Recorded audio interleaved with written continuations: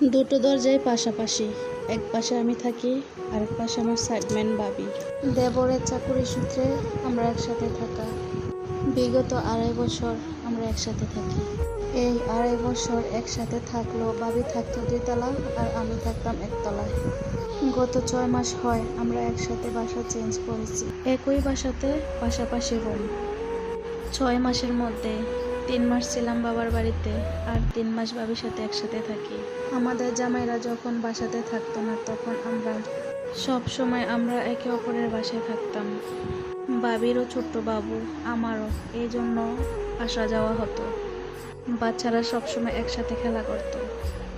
কতদিন হয়েছে আমার বাচ্চাকে ভাবির কাছে রেখে রান্না করেছি, ওয়াশরুমে গিয়েছি, কত গল্প করেছি, কত কথা বলেছি, কত খাবার আদান প্রদান করলাম।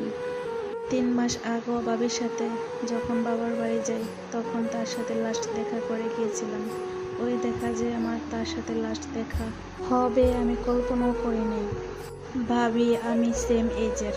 ভাবি 2 সপ্তাহ আগে আল্লাহর ডাকে সাড়া দিয়ে পৃথিবীর মায়া ত্যাগ করেছেন। ভাবির 21 মাসের একটা ছেলে বাবু আছে। 4 দিন হয় আমি বাসায় এসেছি। আসার পর বারবার শুধু সামনের দরজা দিয়ে তাকিয়ে থাকি। কত স্মৃতি তার সাথে আমার, আজ সব কিছুই মলিন হয়ে গেছে। বুকটা সবসময় ভারী হয়ে থাকে, মাথায় শুধু তার কথা ওঠে।